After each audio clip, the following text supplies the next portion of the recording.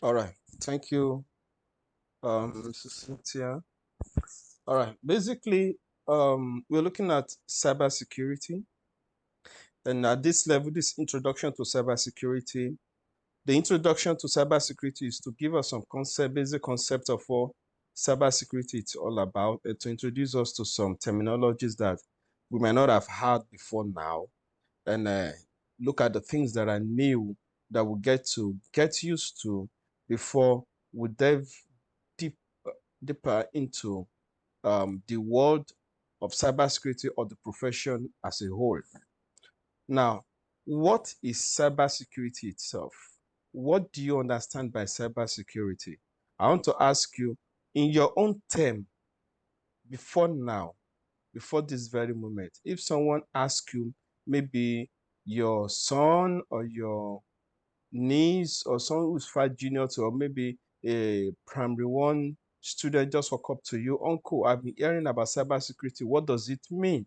So, what will you, in your own term, how do you see cybersecurity? Can I hear from anyone here? Hello, please go ahead.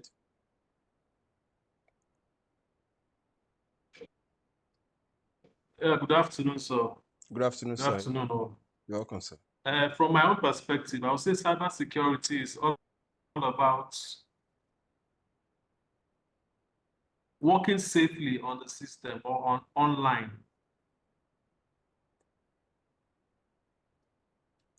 Okay.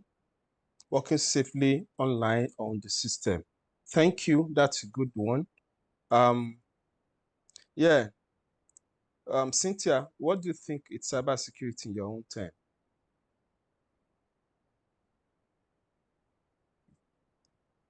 If you are good to speak out, can you just unmute yourself? What do you think is cybersecurity on your own term?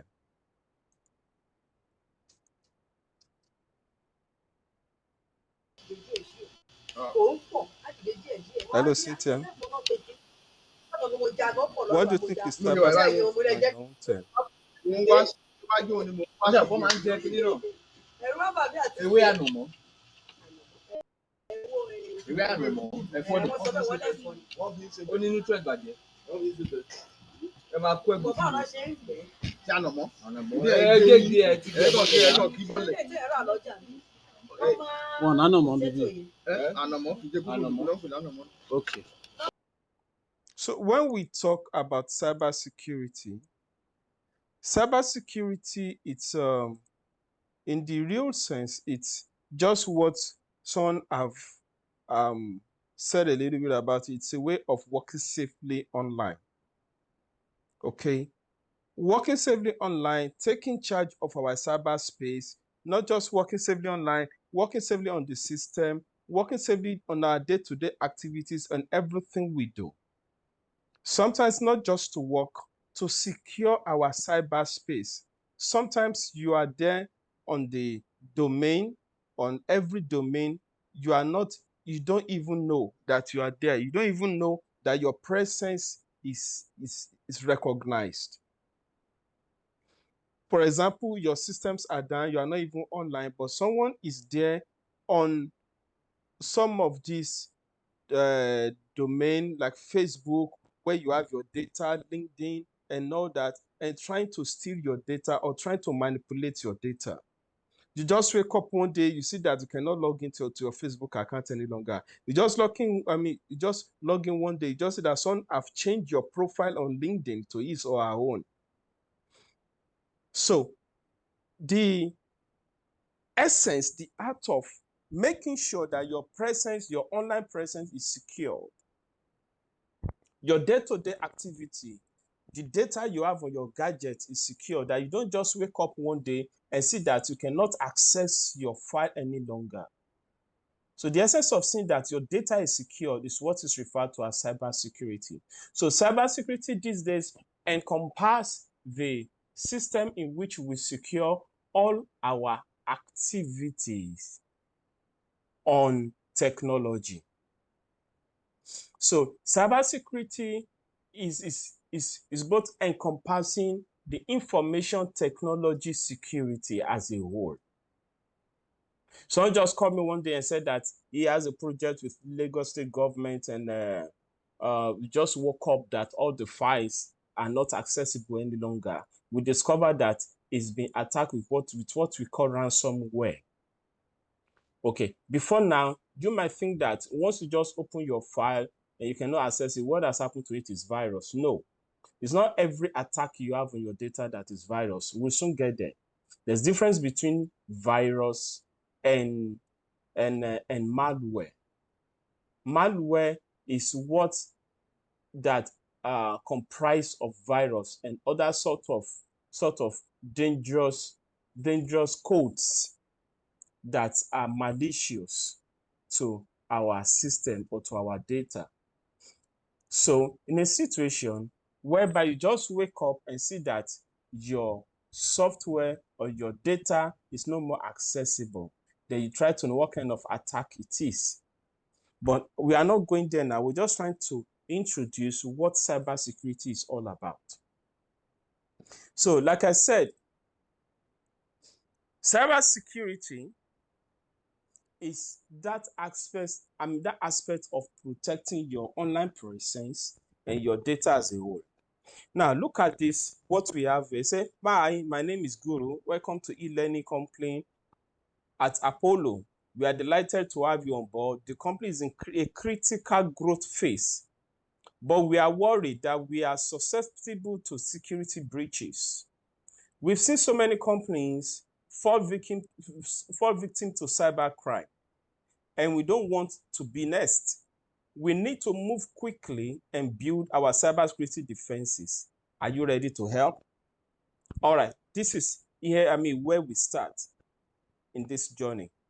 So we'll be having some case study, some scenario which we're going to work on practically, and we're going to discuss on if this happen, what do you do as a cybersecurity professional? So you are not just learning this course for the purpose of making money alone. You are learning it to create awareness, to learn what you don't know before now, that we just do it with fun. We think we are just catching fun.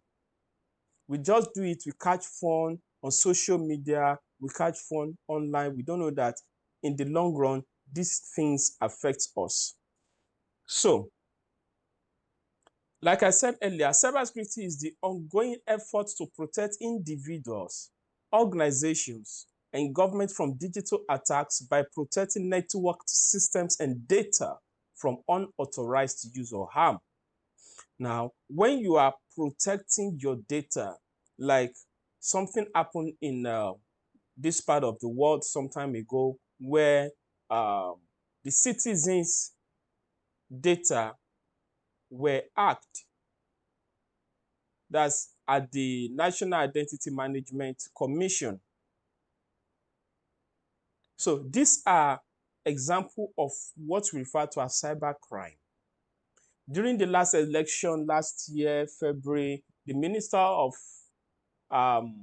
Information agreed that more than 9 million cyber attacks were recorded during the election. So these are things that happen within our own environment, not to talk of what happens in the old world. The statistics show that every 33 minutes, there are 9 to 11 cyber attacks. So this is the reason why we have cyber security professionals being the highest paid right now in the IT industry. Now, let's look at this. Personal data. On a personal level, you need to safeguard your identity, your data, and your computing devices. What do we mean by this? 3 things are involved here. Your identity, number 1. The second thing is your data, while the third thing is your device. When we talk about your identity is more than your name. It's not that, it's not that my name is Wale Adenuga and that is my identity. No. In fact, somehow, I may not even need your name to get your identity. A scenario happened in the United States, I think about a few years ago or recently, where someone in his early 30s mistakenly murdered murdered somebody. And it tried as much as possible to cover it. It changes his own thought of what he thought as his identity. That's name. And it's kind of barbing and all that he tried to look differently. So many years he got repented. Let me put that in quotes. I don't want to use religious terms. He got repented and got born again, as we may put it. So got married, he has family. It's like over 60 years now, thinking that the case is buried. Now, how did they trace him? They traced him through his saliva. They, they've been training him, and they have to follow him to the restaurant where he normally is. So one day, the detectives just went to the restaurant attendant that they only need his tissue. This man that just finished eating, please, we just need his tissue. That one does not know, is it not tissue? No problem. So, because they saw him when he was using the tissue to clean his lips. So, using the tissue, they performed some lab activity on his saliva, and it matched the saliva of this person that committed the crime over 30 years ago. So this is our identity. You create some banking, online banking platforms on your phone, and you have to use your fingerprints. Most phones now comes with fingerprints. This is your identity. Someone used his face as the unlocking identity for his phone. You know what the son did? The son used the phone and took it to his portrait in the sitting room, the dad's portrait, and capture the portrait through the phone, and the phone was unlocked. So if you think you use your face to lock your phone, someone can just use your passport to unlock the phone. So these are the things we got to know as cybersecurity professional, and we try to kind of block it and kind of outsmart all those things. So this is identity. Your footprints, your voice, your hair, and all that. So your data is even much more important than your gadget. If you lose your phone today or your laptop today, some of us will not cry because of the phone. Of course, can easily get another phone. But what the challenge we're going to have is, how do I get my contact back?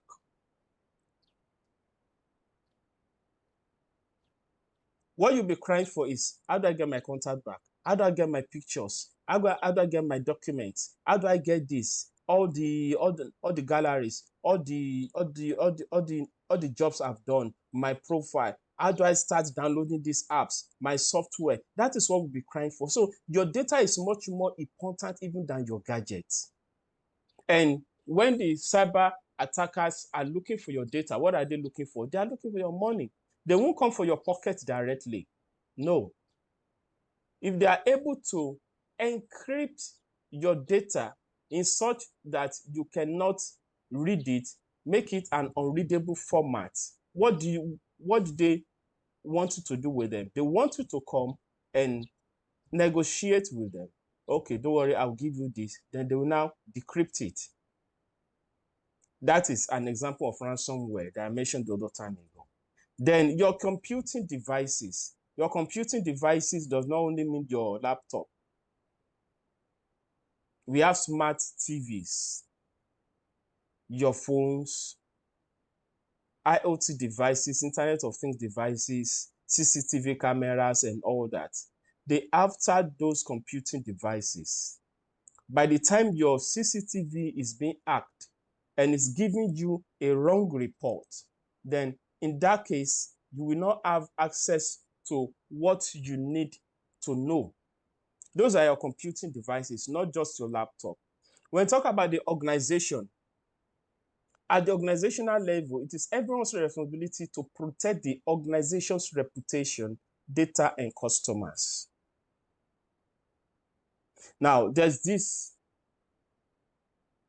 platform in Nigeria, a fintech platform that 2 years ago it was hacked, and the hackers carted away with over ₦1 billion. It was on the news, some people saw it, but they were able to cover it somehow. But yes, it has happened. But for the fact that they have some kind of insurance, they were able to fix the money back. But the cyber attacker were able to move those money out of their platform. But it has affected the reputation of that organization.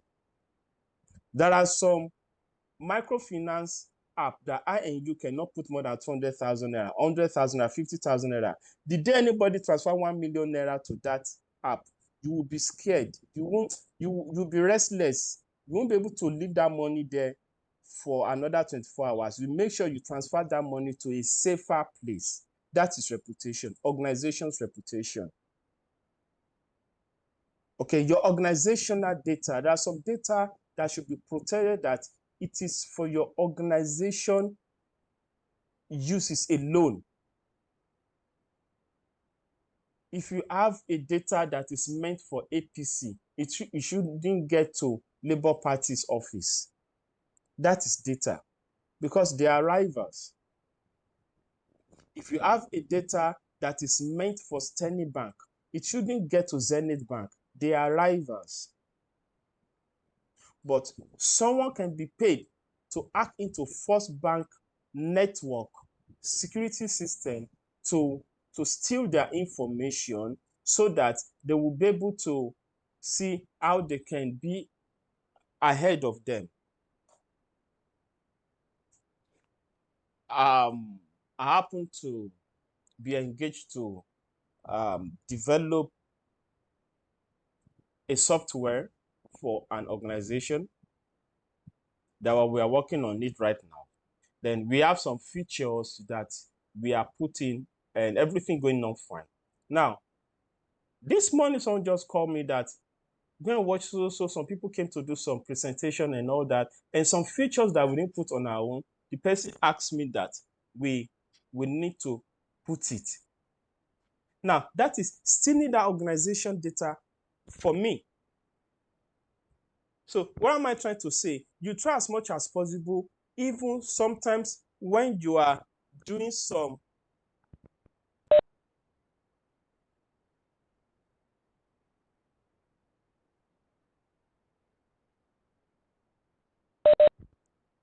sometimes when you are doing some presentation, it's not everything, it's not every information you divulge immediately. It's not every information you let go at that time, because you are trying to convince your client. There are better things to do. You can give them dates. In as much that this is still a proposal. You are writing a proposal, you have told them everything about your product. It's not done. It's not done. It's not everybody in that room, in that presentation, that will buy your product. It's not everybody. Some people are there as rivals. So you protect your organizational data. Then you protect your customers' database as well. If your data is not safe with an HMO, you won't use such HMO. You won't recommend them for another organization. Okay, we'll still talk much about this. Don't let me waste too much time. So then the government, as more digital information is being gathered and shared, its protection becomes even more vital at the government level. When national security, economic stability, and the safety and well-being of citizens are at stake, there's something we call cyber warfare. All right, there are state-sponsored hackers. Government sponsored them. They know that these people, they are hackers. That is their profession. Nigeria can sponsor some hackers against South Africa in order to help develop Nigeria's economy better than that of South Africa. Nigeria can use these people to inject some malicious code into another nation's website in order to bring them down. A bank might want to buy another bank and put malicious code on their data. So when we get there, we explain better. Okay, I'll still give room for question in the next few minutes, and we'll be watching a video very soon. Now, protecting your personal data. How do you protect your personal data? Where are your data? You have your data on two platforms, either offline or online.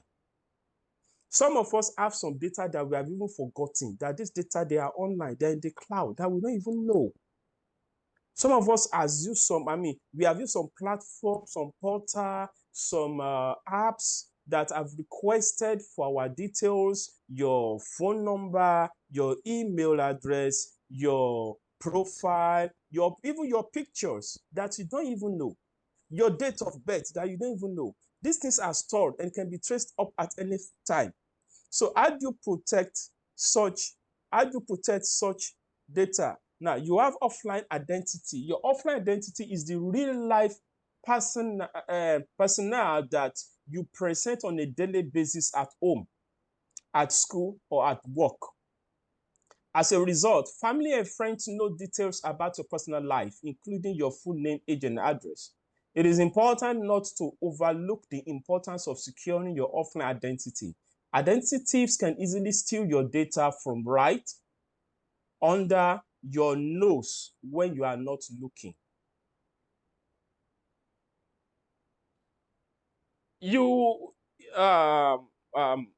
I want to cite an example, and I'm trying to look for a way to put it properly. It's not you must be careful.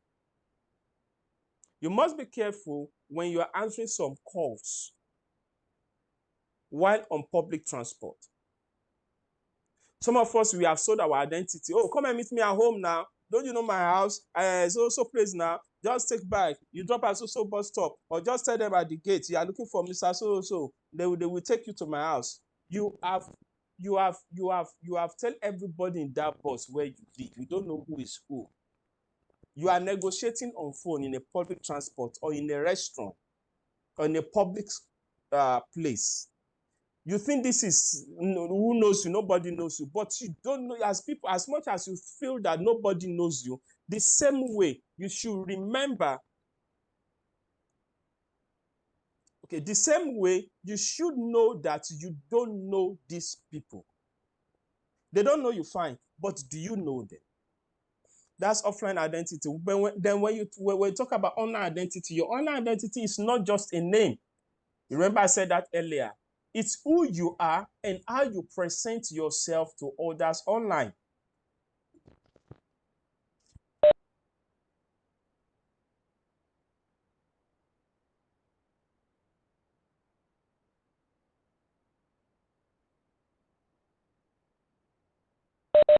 Okay, sorry, please. So your online identity is not just a name. It's who you are and how you present yourself to others online. It includes the username or alias you use for your online accounts, as well as the social identity you establish and portray on online communities and websites. You should take care to limit the amount of personal information you reveal through your online identity. Note that 9. You should take care to limit the amount of personal information you reveal through your online identity. If you are filling your information on e-hailing, what is it now, Uber and Bolt and all that, they don't need your name. They don't need your true name. But most of us mistakenly, when we don't know, you just put your real name. You just put your full name. You put your house address. You use your card. You put your PIN and all that. These guys, they don't need it. You don't need to put all that before you transact with them, before you do any form of transaction with them. Do you understand me? You don't need it. So it's not every platform. If it is not 100% compulsory, you try as much as possible to hide your identity. Try as much as possible. You might be thinking, what am I hiding? You don't know when you will need it. You don't know when you will need to hide your identity. Many people think that if they don't have any social media or online account set up, then they don't have an online identity. This is not the case. If you use the web, you have an online identity. And even unfortunately, these days, I don't think there's anybody that doesn't have an online presence or any social media account. I don't think so. Even the farmers in the village, they're all on Facebook, they're on Instagram, they're on Snapchat, they're on TikTok and all that. You can say that again. Okay, now this is where we come. Let's do this exercise together. I need everybody's contribution here. Now, look at this. Your online identity. It's first day on the job. I want you to look at this exercise. If it's your first day on the job, you are just being employed, and it's time to choose a username for your online identity. Which of the following options will you choose? This is your first chance to gain some valuable defender points at e-learning company at Apollo. So take your time and think carefully before making your choice. Choose two correct answers, then submit. Let me repeat, let me explain properly. Now, you want to choose a username. Which two out of these do you think is proper for you to use as a username? Hello, I want everyone to unmute his or herself. Please unmute yourself now. Let me see everybody here. Who is 262247191? Okay. Now, when talk about your data, your personal data describes any information.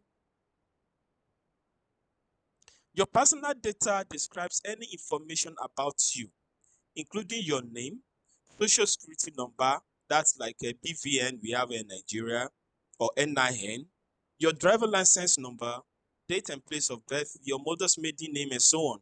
Cyber criminals can use this sensitive information to identify and impersonate you, infringing on your privacy and potentially causing serious damage to your reputation.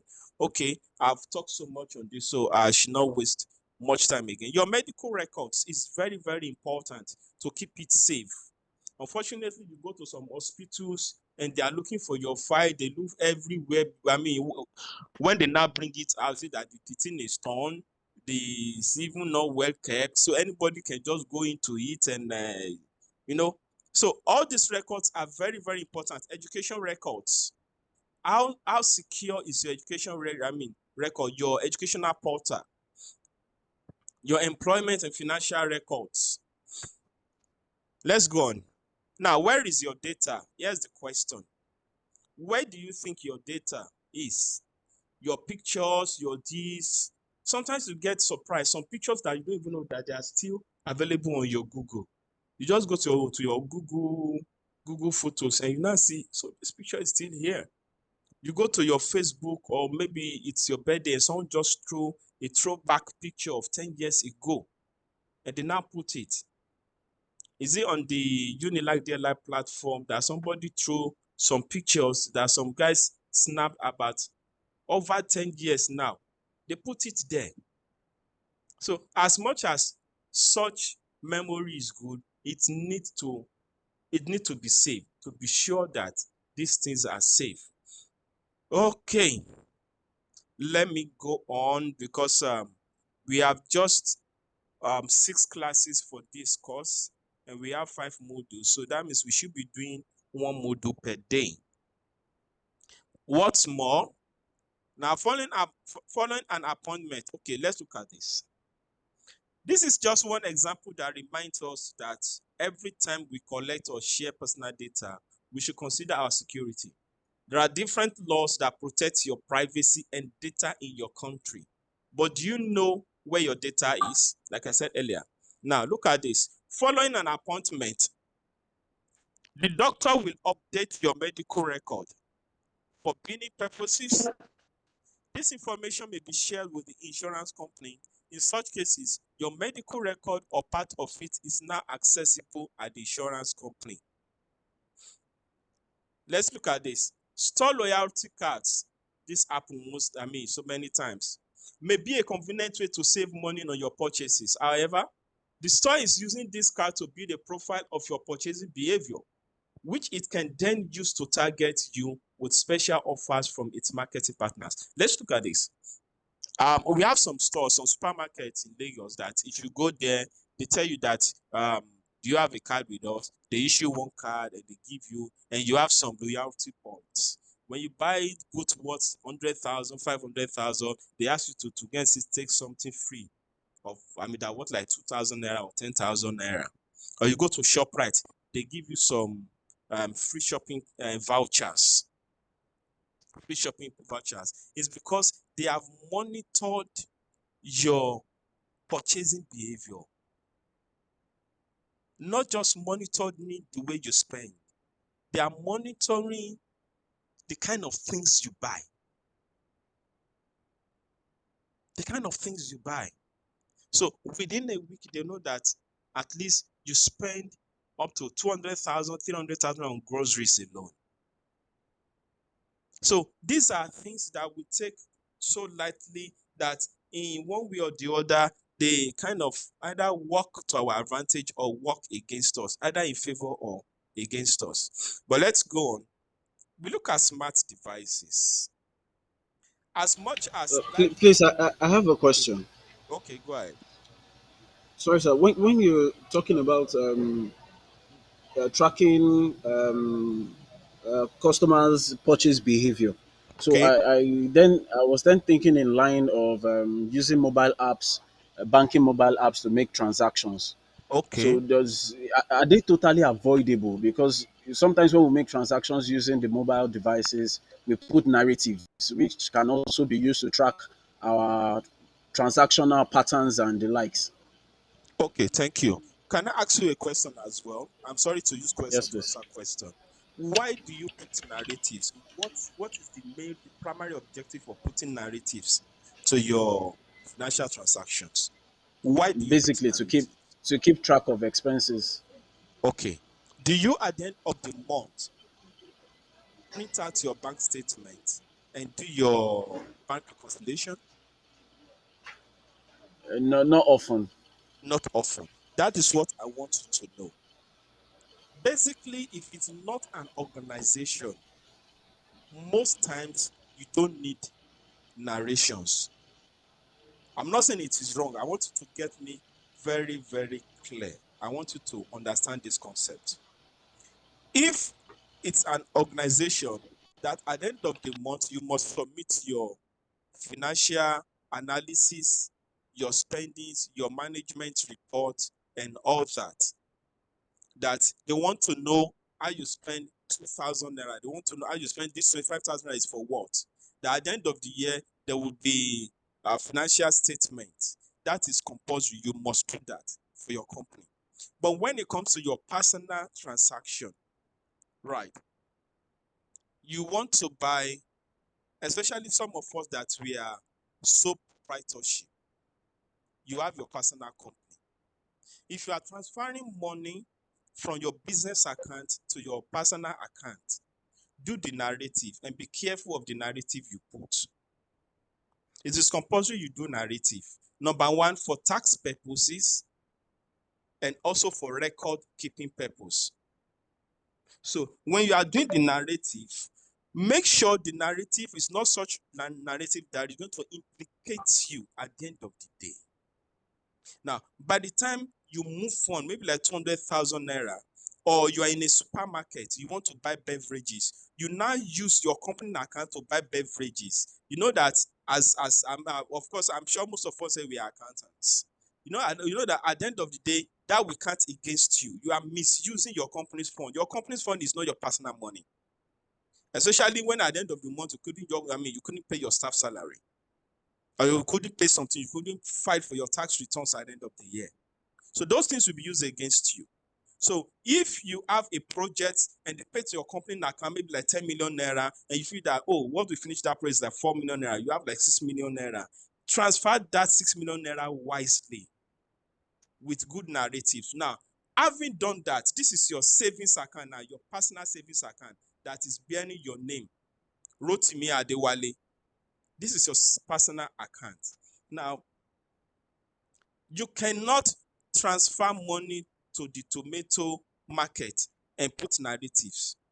It's not, to me, that this is me. It's not necessary.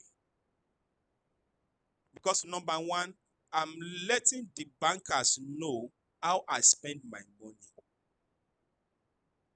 Because at the end of the day, even if I'm trying to do my financial, um, uh, I'm trying to monitor my financial transactions, I'm not doing bank reconciliation for myself.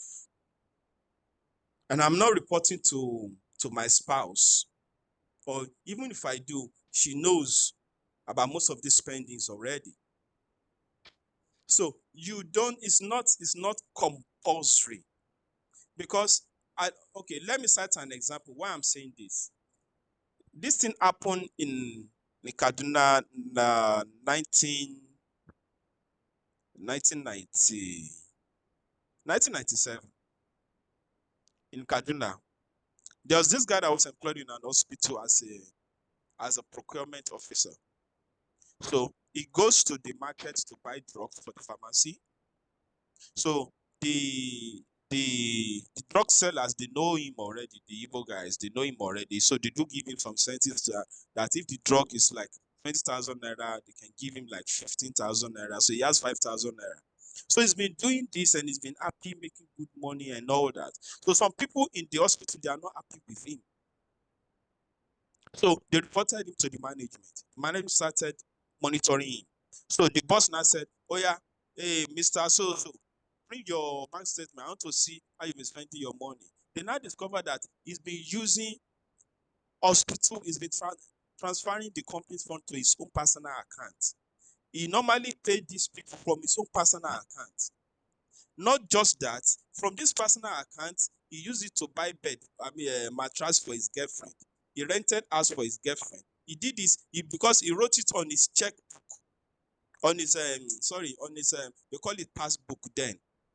This kind of slip that you take to the counter then, because then we don't have smartphones, so we don't do transfer. So this kind of slip that you take to the counter, you now write at the stop what you are using the money for. And he said he was doing it so that those narratives will be like evidence. When his girlfriend started messing up, he will now show you that I bought this for you, I bought that for you. That was his own reason. But this same reason was used against him in his organization, and he was sacked. And they were like, look at this boy. He's using company money to buy mattress for his girlfriend and all that. Do you see how he has shot himself? So when you are doing narrative, what kind of narrative are you doing? What is the purpose of you doing narrative? You are buying Milo, you are doing narrative. You are buying wig for your wife, you are doing narrative or narration. So why do you need it? So it depends on the purpose. If you need it, fine, do it. But if you don't need it, you don't need it. It's your personal money. It's company's money that it is compulsory that you do narration for. One, because of bank reconciliation, financial record, financial reports that you need to give. But you are not giving financial reports to yourself. So if you want to monitor your spending, you can just have a diary that you write it so to know that you are not overspending. Because as an accountant, I don't want to say accountant, we are stingy. We are just trying to be prudent. Okay, so that is my own take, but it depends on individual. Does that answer your question? Yes, it does. Okay, thank you, sir. Yes, it does. All right, thank you. So when you look at smart devices, like I said earlier, so when you look at our smart devices, we have over 35 billion gadgets now connected. Is it 35? Around 30 billion gadgets connected to the internet all over the world. Even we have smartwatches now that give you reminders that is connected to the internet. You can answer your phone through your smartwatch. Okay, we have our mobile devices that even tell us how many steps you have taken in a day, how many kilometers you have covered. We have our smartphones that does that. So consider how often you use your computing device to access your personal data. Imagine your phone is telling you that you have taken 1001 steps today. And do you think that nobody have access to this data? Imagine your smartphone. Some of us we just leave our location on throughout the day, 24 hours. And it's telling Google every location we are, where we stop, every location, where we check in. You see on Facebook will tell you that Peter John is in Oriental Hotel because the location in his phone was left on. So that is how some of these things are being tracked. So unless you have chosen to receive paper statements, you probably access digital copies of bank account statements via your bank's website. And when paying a bill, it's highly likely that you've transferred the required funds via a mobile banking app. But besides allowing you to access your information, computing devices can now also generate information about you. Wearable technologies such as smartwatches and activity trackers collect your data for clinical research, patient health monitoring, and fitness and well-being tracking. As the global fitness tracker market grows, so also does the risk to your personal data. Now, I want you to know that as the global fitness tracker market grows, fitness tracker market grows, so also does the risk to your personal data. I just mentioned that. Your fitness tracker is telling you that you have to take 5,000 steps in a day.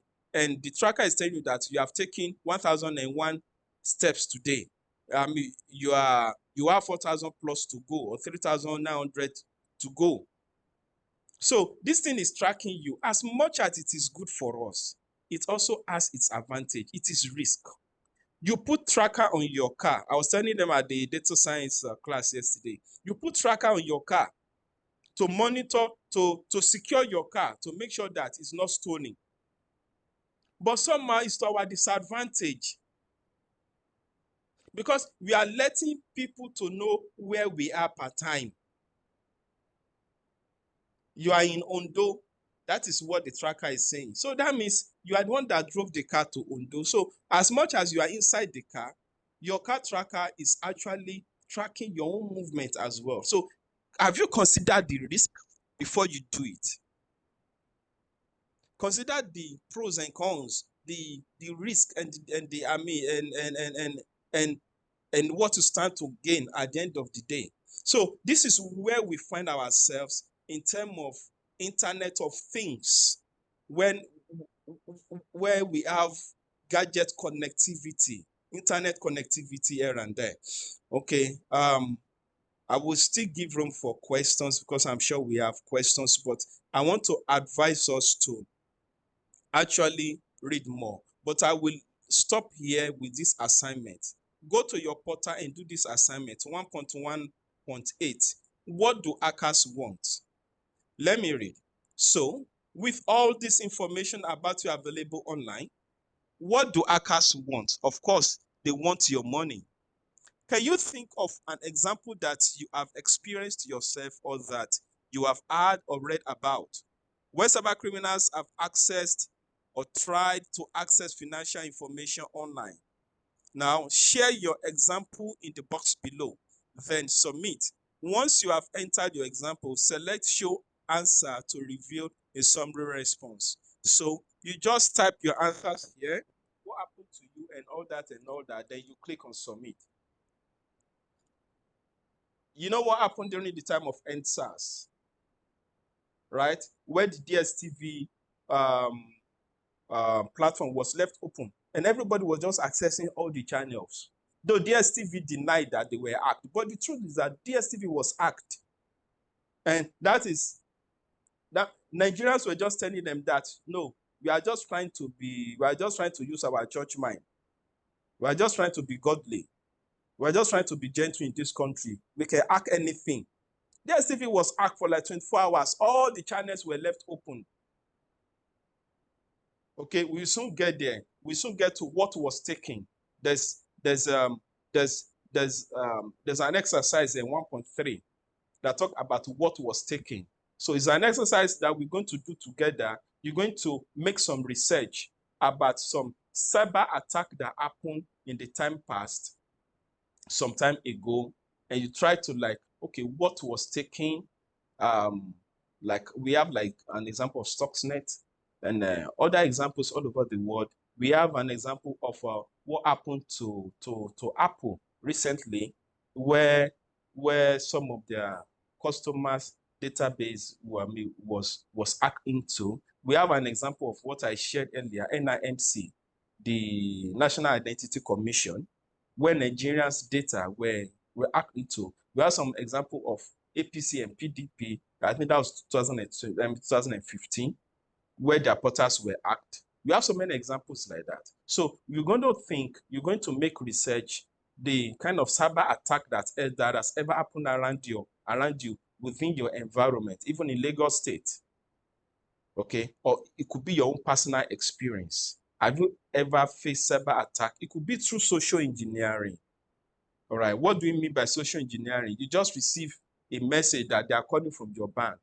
I don't know, maybe anybody has fallen that victim before. And that even reminds me, most of us say we are DLI students. There used to be one guy from Unilag that I used to call. He has called me, say, about 2 or 3 times now. He said his name is Dr. So, that you are a former student of DLI.